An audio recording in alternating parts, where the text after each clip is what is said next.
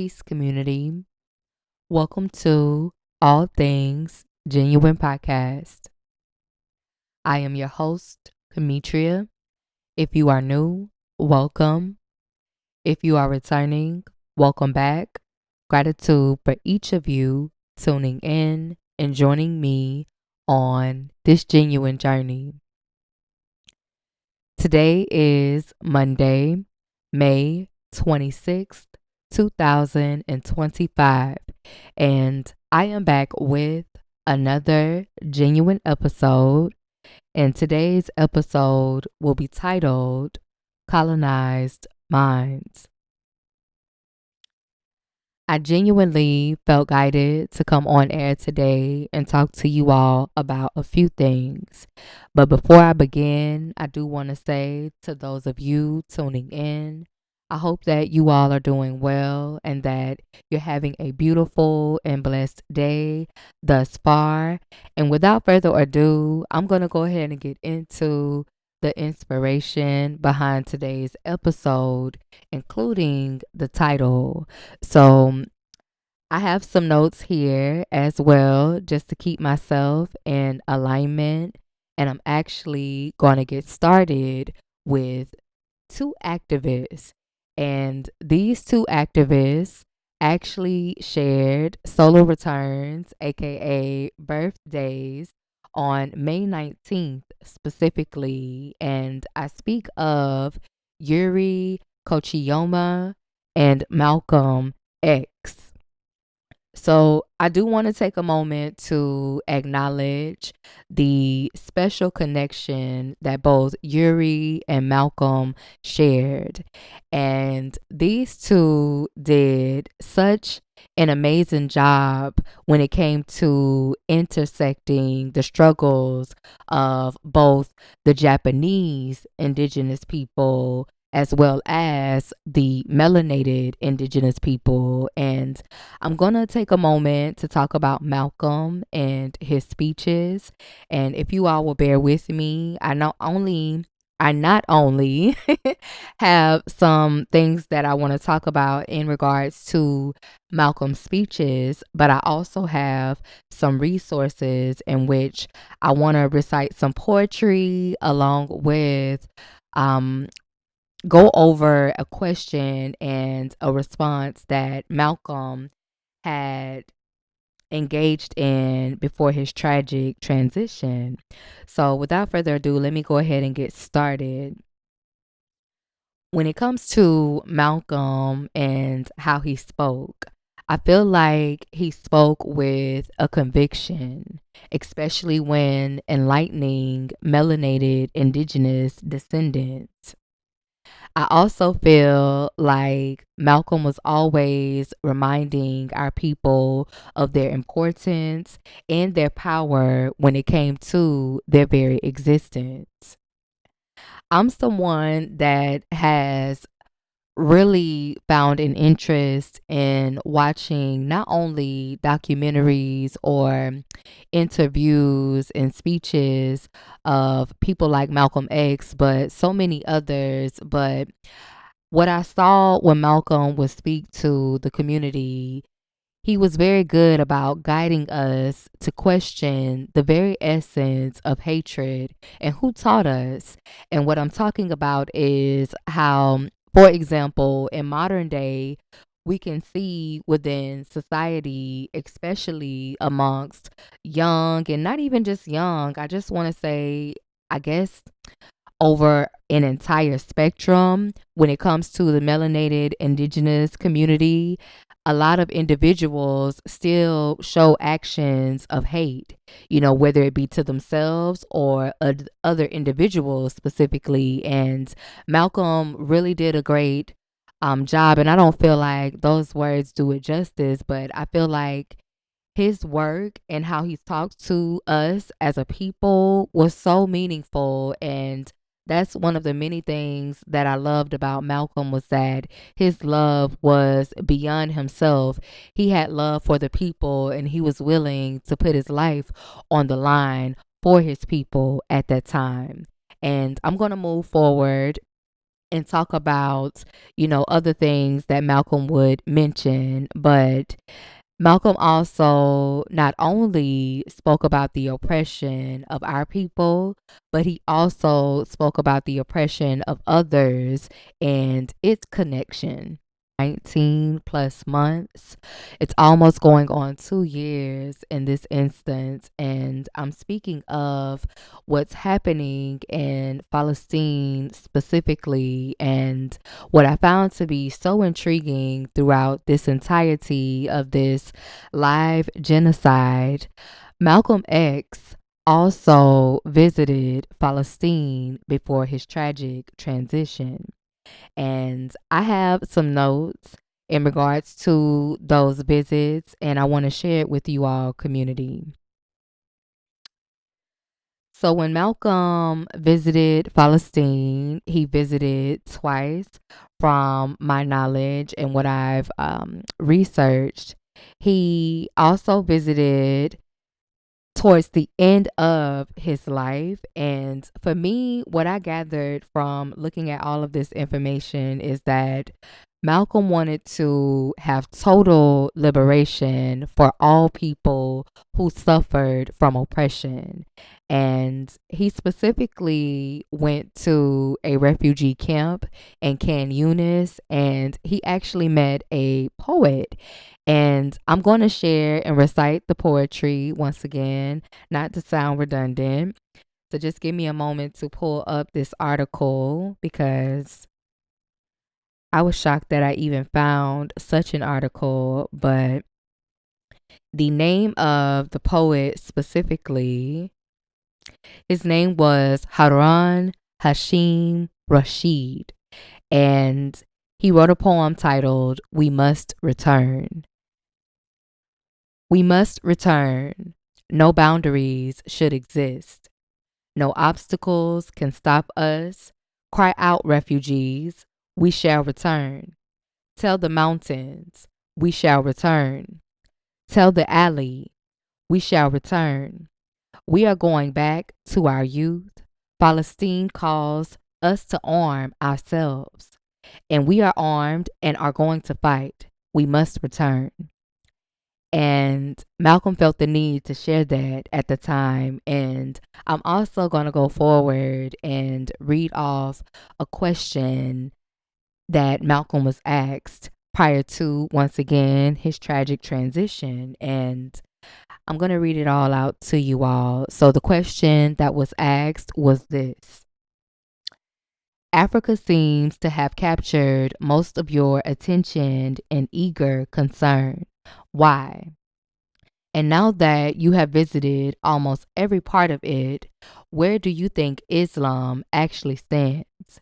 And what, in your opinion, could be done to save it from both the brainlessness of many, or rather, most of those who are considered to be the champions of its cause, and from the malicious, resourceful alliance of Zionism, atheism, and religious fanaticism against Islam? And this is how Malcolm answered: I regard Africa as my fatherland. I am primarily interested in seeing it become completely free of outside political and economic influence that has dominated and exploited it. Africa, because of its strategic position, faces a real crisis. The colonial vultures have no intention on giving it up without a fight. Their chief weapon is to steal, divide, and conquer. In East Africa, there is a strong anti-Asian feeling being nourished among the Africans. In West Africa, there is a strong anti-Arab feeling. Where there are Arabs or Asians, there is a strong anti-Muslim feeling. And these hostilities are not initiated by the above mentioned people who are involved. They have nothing to benefit from fighting amongst themselves at this point. Those who benefit most are the former colonial masters who have now supplanted the hated colonialism and imperialism with Zionism. The Zionists have outstripped all other interest groups in the present struggle for our mother continent. They use such a benevolent, philanthropic approach that it's quite difficult for the victims to see through their schemes. Zionism is even more dangerous than communism because it is made more acceptable and is thus more destructively effective. And after reading that question and Malcolm's responses, I thought a lot about what we're seeing in these moments. And I'm like, wow, so this collective consciousness, this wave that we're experiencing, I feel like the heightened sense of awareness is something that we have never seen. Hence why I too have called it the Great Awakening.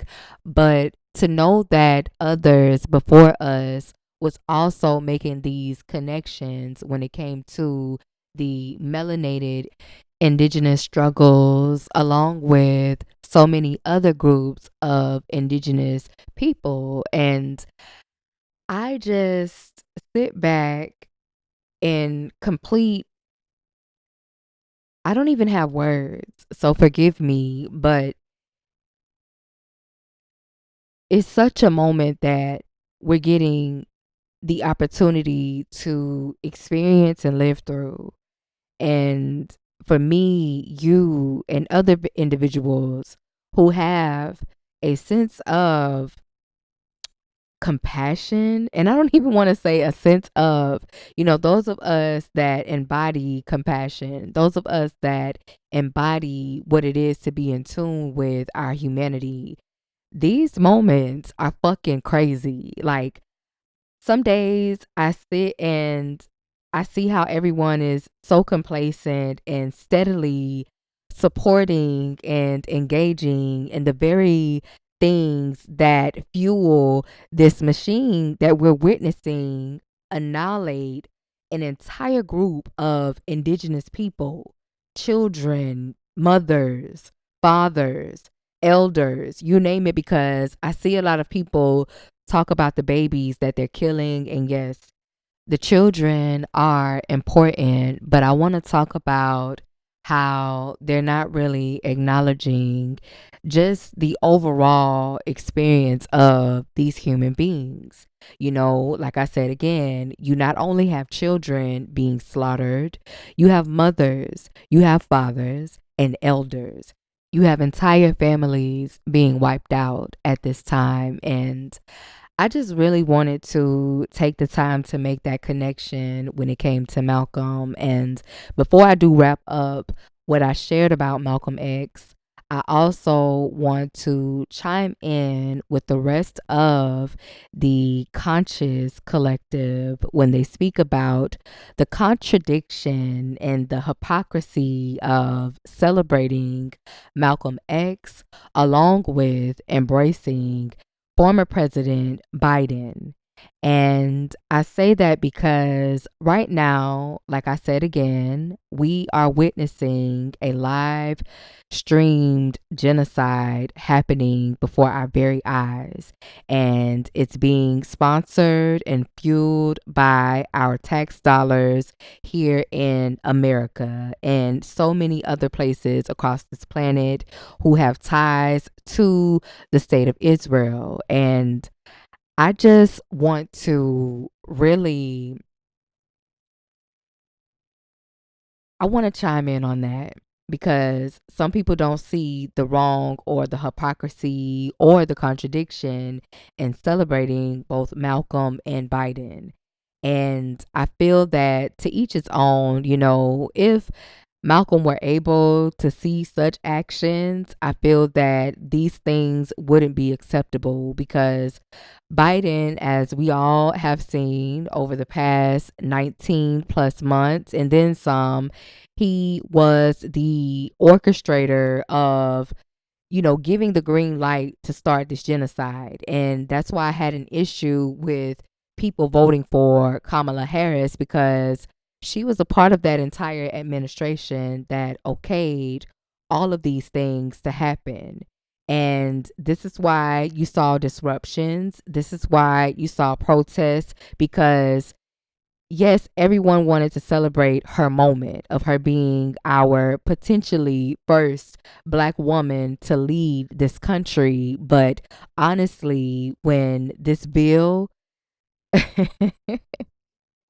when this bill lives all the way, it's like collectively you're going to see some things. And so many have yet to have these awakenings. But people like myself and those of you who are awakened as well at this point on the journey, you see it. And I just want to say, for those of you celebrating both Malcolm and Biden, please be mindful of the contradiction and the hypocrisy and your actions.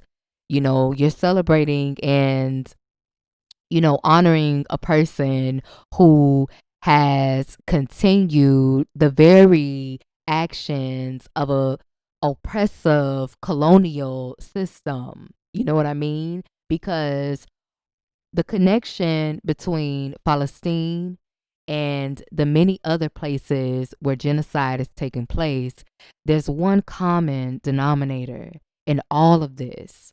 You know what I mean? And I'm pretty sure that you are all aware at this time, as you look and you see what's happening, and as you see the things that people are saying in regards to a right to exist and settlements, quote unquote, just the word alone should be enough for the people to discreetly, and not even just discreetly, because I feel like that's the wrong choice of verbiage and words, but I feel like the people can see clearly, exactly what's happening.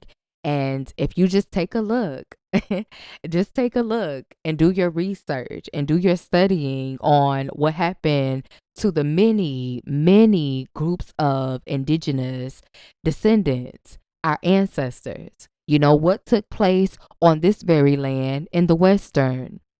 What took place on the very lands in Britain, or, over there in Europe? What took place in all of these spaces?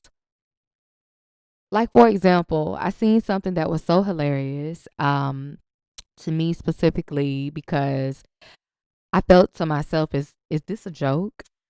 And I laughed at most, because at this point, this is the biggest fucking show, the biggest show on the planet. And there was a video talking about individuals who were quote unquote refugees from South Africa specifically. And they, if know what I'm talking about, just the claims to that land, to that territory, is dystopian, and it's diabolical, to say the least. Because how are you going to say that you have ties to a land in which your ancestors had no natural ties to, in essence? So you have no right to exist, and you have no right to claim lawfulness in that region.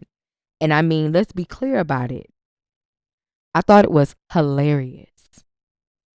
I'm going to move further, and I'm going to talk about Yuri, because I feel like I did enough when it came to Malcolm, but may he rest in eternal peace. And they may have thought that they assassinated Malcolm X, but let me tell you something. So many of us on this planet that have come across Malcolm's story and have been touched by his impact will never let him die, that message die, and like he would always say, by any means necessary. So let me go ahead and continue with Yuri Kochiyama.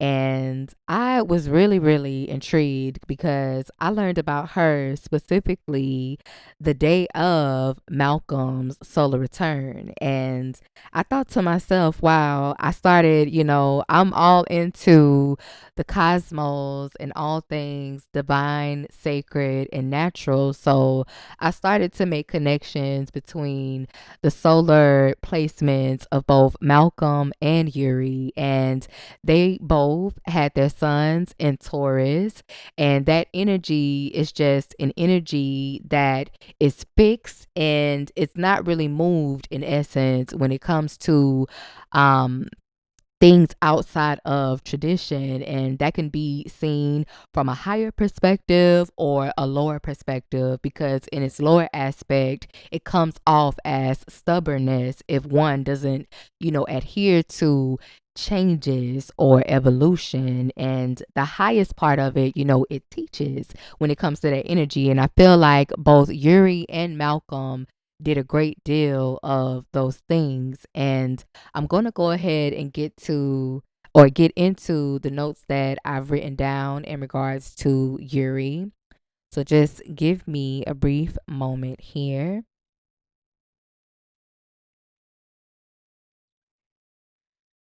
Now, when it comes to Yuri, I want to talk about how she specifically, her story really touched me when I took the time to read about, her rise up in America and the work that she did specifically. And what stood out to me is that Yuri and her family were the immigrants specifically.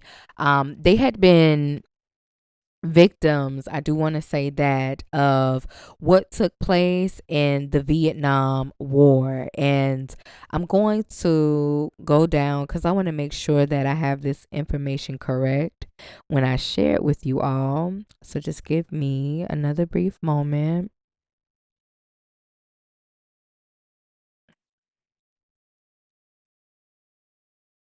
Okay.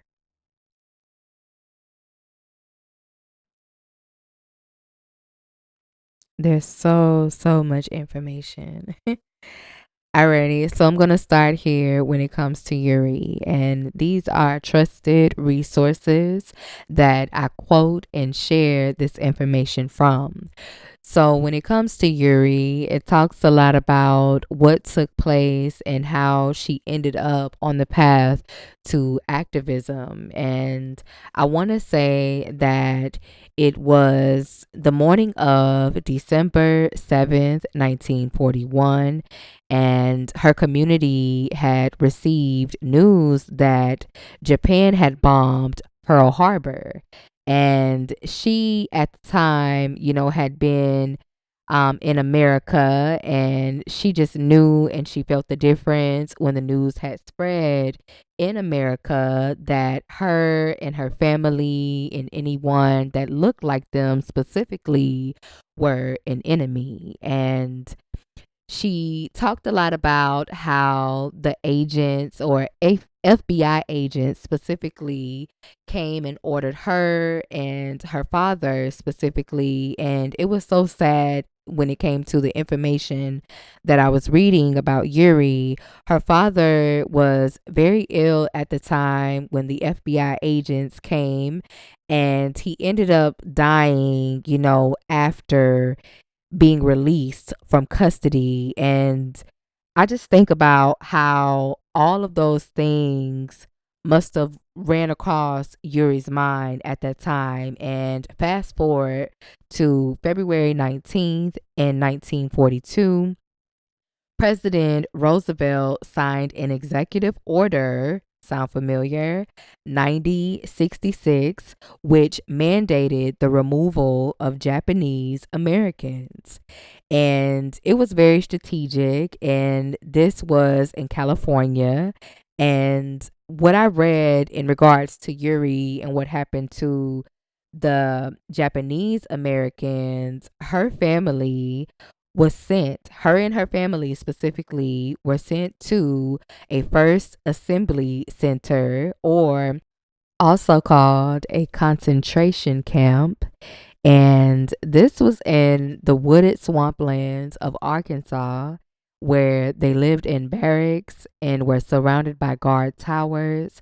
And this happened to Japanese American citizens. And I want to talk about how she described that the government would utilize euphemisms in order to describe the concentration camps to make them, appear less harsh at that time. And that really struck me because what we're also seeing at this time, outside of a live genocide, we're seeing ICE carry out harsh removals of individuals who are of indigenous descent. I will say that because it's not just one group of people that are being targeted.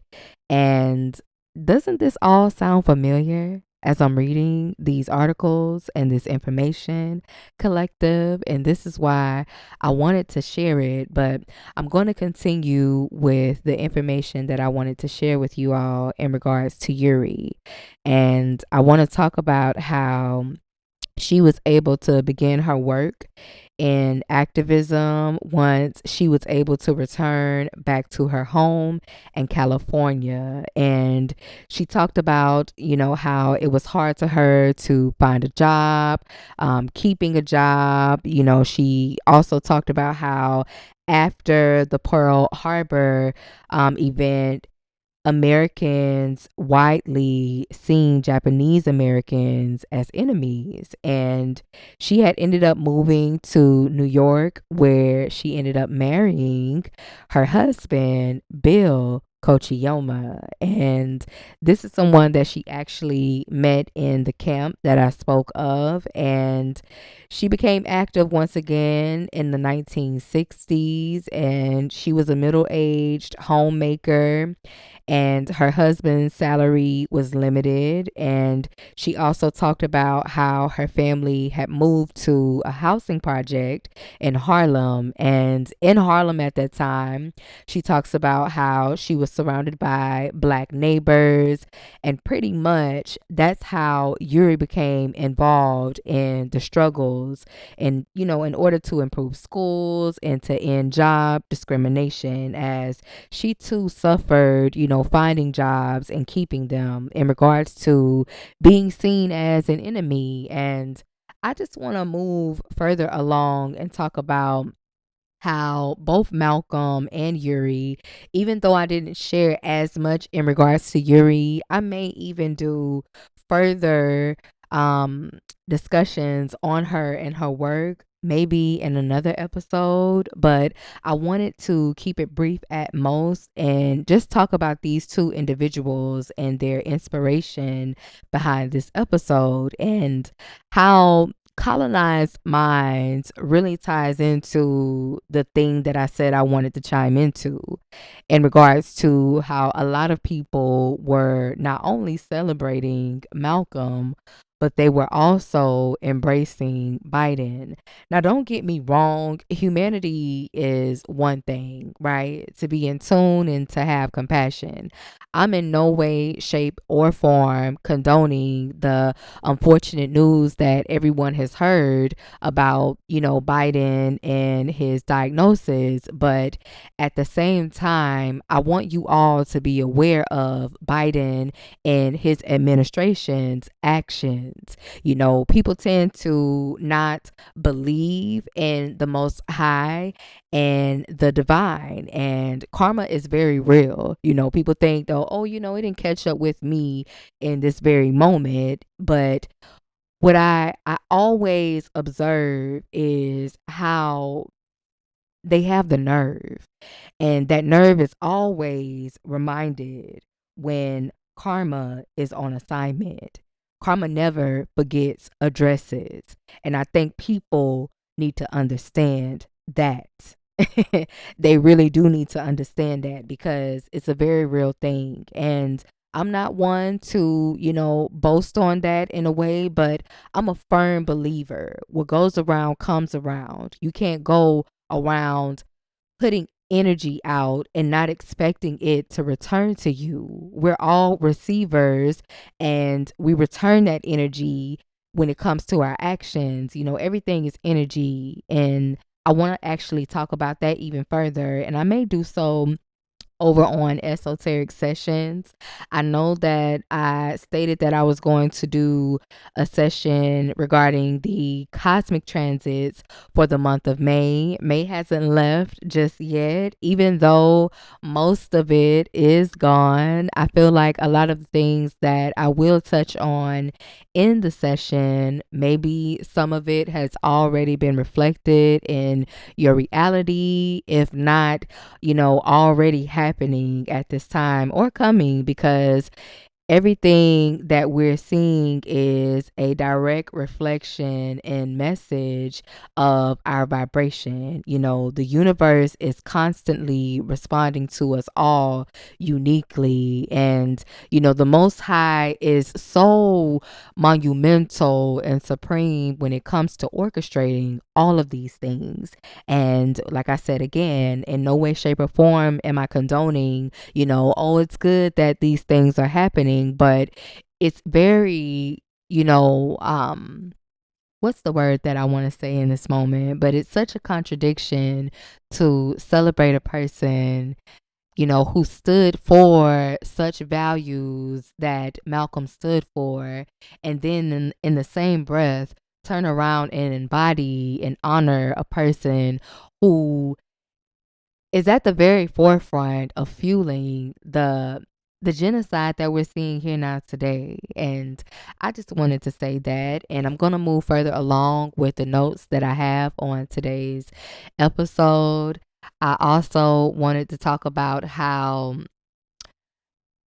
Yuri and Malcolm both pretty much were building bridges between other indigenous communities.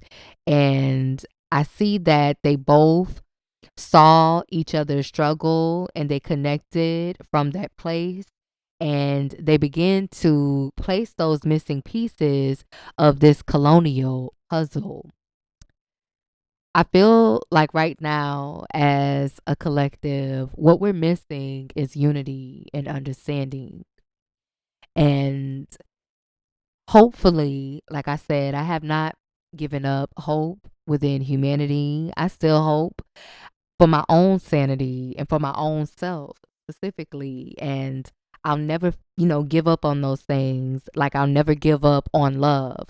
I'll never give up on my dreams and my aspirations. I'll never give up on those things because I have too many experiences, too many encounters where I feel so blessed in those moments to really throw in the towel. Like, all life is bad, all experiences are just not worth it. And like I said again, I've told you all, I've been very vocal on this journey about my evolution and transitions and changes, and also the challenges in that. I've been very vocal and transparent as I feel guided to. I'll say that because not everything should be broadcasted or podcasted essentially, but I've been very vocal on this platform about the things that I've experienced and how I've managed to, overcome those things. And some things I still, deal with today. But the beautiful thing about it is I didn't become those very things that were done to me, essentially. And in the midst of all of that, what I want to add into today's episode in regards to colonized minds, another thing that I was seeing was that there's a collective of individuals within this community that are so disconnected, and it's so sad to see. And I want to be very mindful when I'm sharing this piece on my episode, because my intention is genuinely rooted in love and understanding. Because if these individuals that I speak of could really understand what it is that I'm saying and making a connection to all that is happening and why it is important, I feel that we will have so much of a better chance at unification. And what I speak to specifically in this moment without all of the words, and before I, go further, I just thought about my birthday twin, T.I., and how he always utilizes such, substantial and enlightening vocabulary words. And I find myself doing certain things as well. But moving further along, I was speaking specifically to how there's a group of individuals right now in the collective that say things to the extent of, I don't care about what's happening in Gaza or in Palestine. That doesn't pertain to me or you. That's what they get. They shouldn't have done this. They shouldn't have had this because now we have this president and we tried to get them to vote for Kamala. Like, there's really individuals who don't have that level of consciousness and awareness to see what is actually happening. And they are the ones who are indoctrinated to the deepest degree. And my heart just grows bigger. That doesn't mean that I become a mat and they can walk over with all of their ignorance, but my heart grows bigger, and that my hope for them is that I hope that they gain the consciousness. I hope that they gain the level of awareness that not only me, myself, is witnessing, but others too in this moment.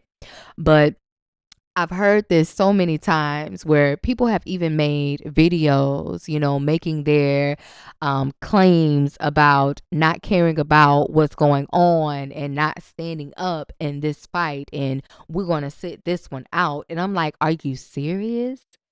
Now more than ever is the most important time to join this fight, because this is the fight that will unite. And I say that because there's a connection. Once again, Malcolm X in his visit to Palestine and the refugee camps in Khan Yunis, and how he saw, I feel like when Malcolm left that camp, he was moved. I don't think that he flew back to the States being the same individual. And I feel that I wouldn't either. When you see what these people are enduring, what they're surviving through, what they are um, being deprived of, it's saddening. And it makes me furious to a certain degree. My heart cries for the people of Palestine, because in modern day, they are the last group, if not the last, and I want to be mindful. Well, I'll say it in this way. They are the very group of people that are experiencing death, injustice, murder, rape, and genocide in ways that we have never ever seen in our lives. And they're being oppressed and colonized in real time. These are the very things that you and I learned about in school. You know what I mean? About the colonies. Just think about the word when you know what it means. Colony, colonial, colonization, etc., etc. All of this shit ties in together. And this is why it is so important. Like I said again, not to be redundant, throughout my spiritual awakening, I went from, being in a situation that was very tumultuous, and it really called for me to choose myself. I was in many situations because, like I said, it's not just one thing that sparked me and my awakening. It was a plethora of things in my life, every aspect, my beliefs, the friendships, relationships, and etc. I had to face certain things, and through that facing, I had many, many, many awakenings. And as I've surrendered, as I've not only, subjected myself to only one thing on this awakening, because a lot of individuals tend to make it about love and make it about, even though all of it is about love, and I'm talking about unconditional love of self, because I feel like when you have love within yourself, you're going to carry that love on to everyone else. And that's just my perception and my view. Anytime I see a loving individual, especially if it's genuine, I don't see these type of individuals going out hurting people, because essentially these are not hurt people. They're not going to go out and hurt someone. And there's also acknowledgement to those who carry hurt like myself. I've been on this journey, and that's not to say that I've been perfect, because I've done many things that I'm not proud of. But one thing about me, I have no problem with accountability. That's the words that I was seeking. But I thought this awakening was about, a certain aspect of my life. I need a breakthrough. I have a purpose, which is something that I always knew. And I always looked at things outside of myself as either something that's going to help me grow, or it's going to be a distraction at most. And I've been able to identify certain things on this journey, especially now since my awakening. And even though it's been hard, because when I love hard. And I know people may not feel it and see it, because my ability to detach from certain situations, trust me, I've had to master that, because it's not an easy thing to do, especially when you love, and you love deeply, and you love genuinely. But what I want to share about this whole spiritual aspect of this on this episode is that it went from me choosing myself, choosing to love myself and all of me, and show up for me and defend myself, protect myself, and all of the beautiful things that we tend to be faced with on the sacred journey. As I surrendered to all of the things that the divine, which is all things of God, God itself, because I want to be mindful when I speak of God. A lot of people tend to associate God with a gender alone. And me and my son had conversations that really blew my top. I might talk about it on esoteric sessions, but I want to speak of God from a very mindful space. And I'm so grateful that I've been open to God in this way. I'm so glad that God speaks to me through a multitude of ways. And I'm grateful for the downloads. I'm grateful for the epiphanies, the revelations, just the all seeing. Like, I can't go back to who I used to be and vibrate at that level of consciousness. My consciousness is heightened, and so is the rest of the planet. I feel like as individuals like me, because I'm not the only divine feminine who stepped into their divine femininity, that energy shifted the planet. I don't give a fuck what nobody says. That energy shifted the planet. And when I talk about colonized minds, I want to make the connection. As I've healed the many, many, many things, because I want to talk about something. When we come into this realm, we are born into a certain vibration. That vibration is the vibration of our parents, however they were feeling at the time of creating us, at the time of them just vibrating through life. We carry a piece or pieces of that.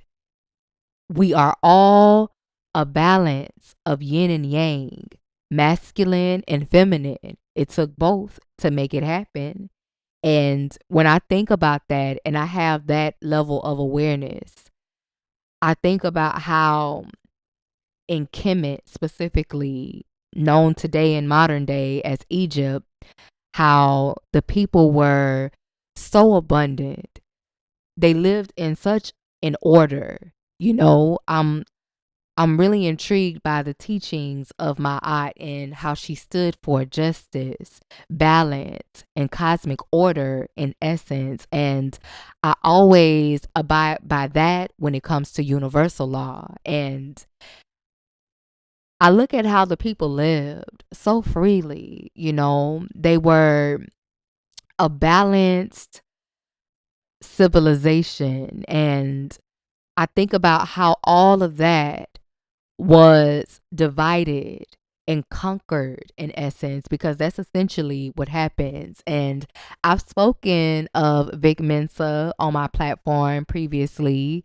He recently dropped another content video that really, moved me, because he too is someone that I really appreciate, especially when it comes to artists. When artists show up and they utilize their platform for what it should be utilized for, and I'm not one here, to sit here and judge, because to each his own. What you do when you have it all, when God has put you in a position, what you do in those moments is what you do in those moments. But there are certain individuals on this planet, and I speak of Vic Mensa specifically, who utilize their platform purposefully, divinely. And I really respect that, because it takes a level of courageousness and bravery to do that shit. I think about how long I've been writing. If y'all saw my journal collection, it is crazy. I was like, your girl been journaling for ages. And I'm going to continue to do that. And I've recently, over the past, few years, I've started documenting world events, because I feel like a lot of things weren't being presented to the public accurately in essence, because now you all see. Is the news trustworthy? Are they going to be the ones to anchor and tell the people's story? Because right now, they're not. And you can see it. And if you don't, you know what I mean? You just don't in this moment. Like I said, it's all about righteousness and those who are in alignment with evilness. And before I get all over the place in regards to what Vic Mensa was stating in the content video, he pretty much was talking about the right to exist and the things that were shared. And he had so many great points that he made in that video.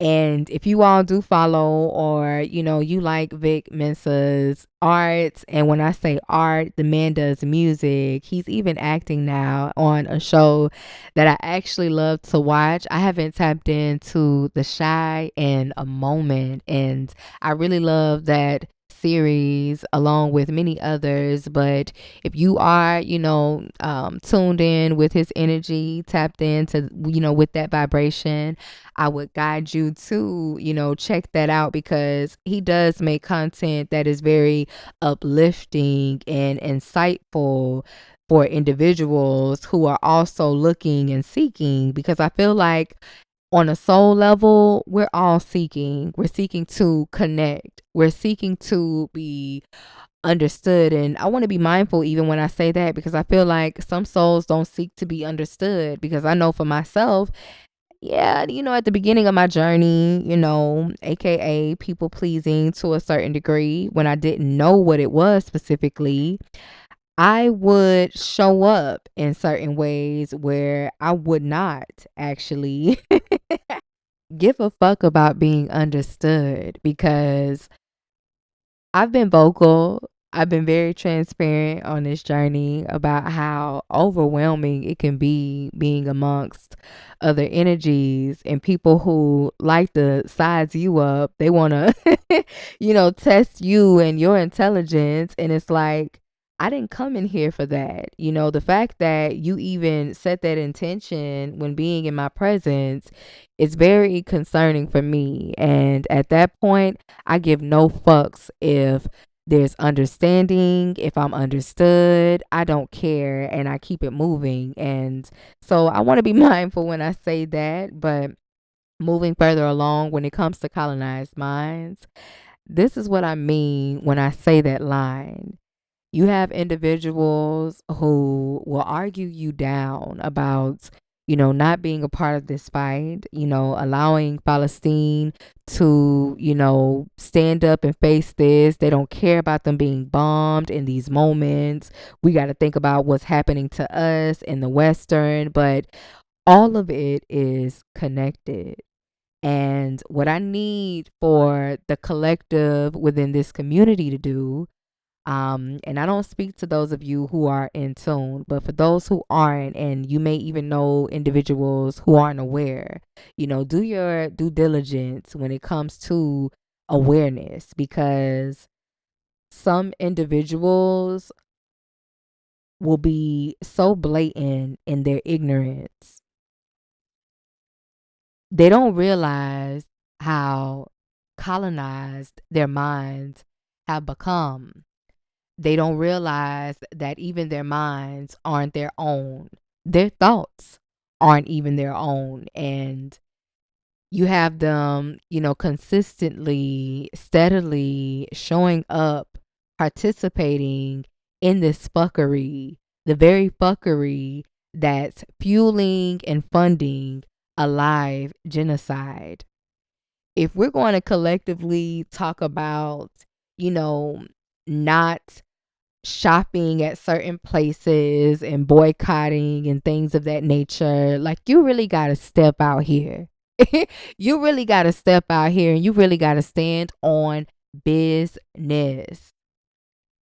I haven't pulled up to Starbucks since the beginning of this genocide. And I want to say this because it was really contradicting for me to continue pulling up to a establishment or an establishment that funded these individuals. So I no longer, shop there. That's something that I'm doing actively. A lot of people don't see it as much, but if we all collectively come together and we are aware of where it is that we're putting our money, where it is that we are putting our attention and our focus, we can really make movements. And I feel that we have so much work to do. There's so much work to do in this lifetime, in the next lifetime, and in the next lifetime. My entire goal right now in the present moment is to take this awareness that I've cultivated, and I don't even think that cultivated is the right word in this moment, but the awareness that I've gained, the wisdom and the knowledge that I've attained, and I want to utilize this with purpose. Like I said again, I'm very grateful to be chosen to have this level of awareness and consciousness, because everyone isn't having this experience. Some people are really showcasing cognitive dissonance. There's a bit of avoidance, a bit of a disassociation from what's actually taking place. And it's like, I still can't believe that we are sitting here almost 2 years later with a live genocide happening before our eyes. Myself and so many others have utilized our voices, our platforms. We have shared, we have posted, and still, this is where we are. 14,000 plus babies the other day were at risk of death. I mean, just think about it.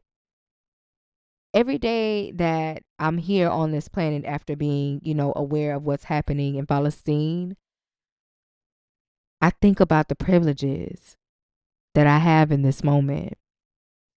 When I'm eating, when I'm drinking, when I'm just having the privilege of wanting to get rest without bombs, without warplanes constantly ringing in my ears, in my baby's ears. He's here. safe and sound. I think about the mothers in Palestine. I think about the mothers in Sudan. I think about the mothers in the Congo. I think about all of the mothers across the planet suffering and enduring all of this fuckery. It's like when you think about the women specifically, because I myself am a woman and I want to be mindful even when I say that because I view myself as so much more than just a woman. I identify as a goddess because God is within, and I say that for many divine and sacred reasons.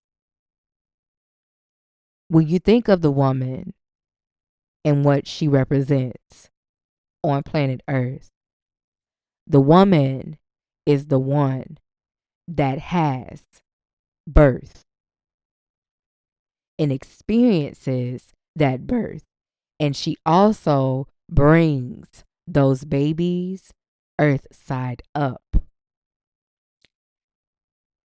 Since I've awakened, God has shown me so many things. And one of the things that God has shown me was what heaven really is and what it means to have it in these very moments.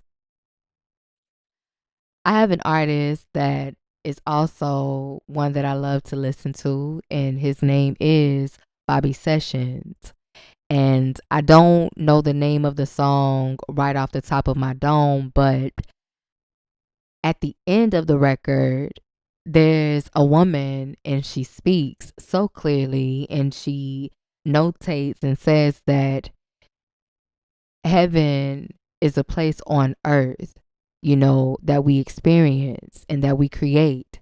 It's all about what we choose as individuals. We can either create hell on earth or we can create heaven on earth. And when I talk about women, women are the ones that are chosen to give birth. And we are the closest thing to God because God is the creator. And when I think of woman and when I think of myself and what that means, essentially, it's like, how could the world continue to keep moving and keep going while mother is hurting? And when I say mother, I speak to the energy in totality. How could masculine energy continue not to honor the very purpose that creator has given? And that is protection. How is it that so many women and children go unprotected? This is the greatest call of them all, I feel. And there have been many times where we have seen civilizations fall, where we have seen things be conquered and stolen and things of that nature. And now we're here in this moment, in this lifetime, and we're seeing things unfold before our very eyes. It's like, are we going to continue to stand by as mothers and fathers and all those who suffer just cry? I can't sit with that.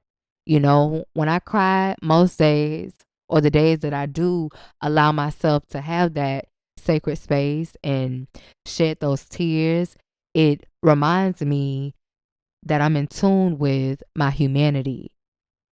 If you're not crying, if you're not concerned, if you're not moved at the information, we're in the age of Aquarius once again.